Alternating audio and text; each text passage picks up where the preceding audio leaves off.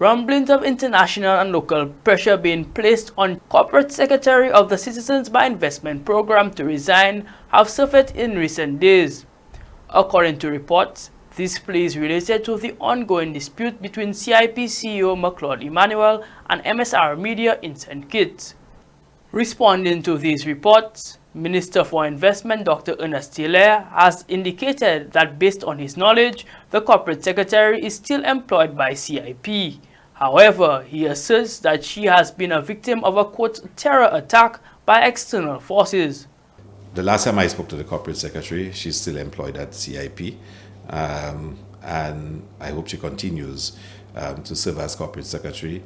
But I can see that she's been put under a lot of pressure, locally as well as externally, for her to resign, and threats of including her in the RICO filing.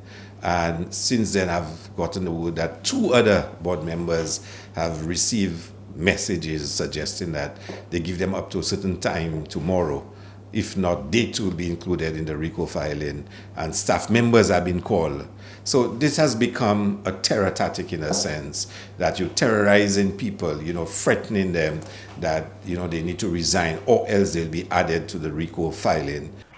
Dr. Hilaire called for the immediate halting of these behaviors by the alleged perpetrators. He implored individuals to leave public servants to do their jobs and redirect their attacks at politicians. I think this is a new dimension and we must condemn it in the strongest possible way.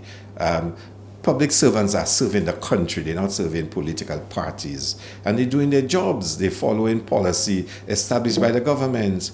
And to virtually call public servants, in this case professionals, and threatening to include them in RICO filings if they don't give certain information, if they don't act in a particular way, is totally unacceptable. Totally unacceptable. And I want to condemn it in the strongest possible way. If you have an issue, come and deal with the politicians. You could criticize me as much as you want. You could criticize my colleagues, but do not take it to the professionals and the public servants. When asked whether politicizing the role of government-led agencies was to blame for this latest attack, the minister noted that regardless of this potential reality, such an attack is wrong. But the point is, it cannot be that a political party, because they're not getting their way, decides to launch that kind of attack on professionals to suit their own purposes. It's wrong.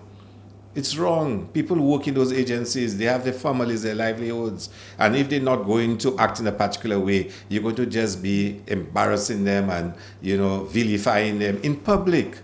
And even using your external contacts to threaten to write articles. And that's totally wrong. This is a new era we've never seen in St. Lucia before. That persons who are doing the work of the state are being made to be afraid and threatened for doing the work of the state. That's so wrong. For Choice News Now, I am Quinn St. Juste.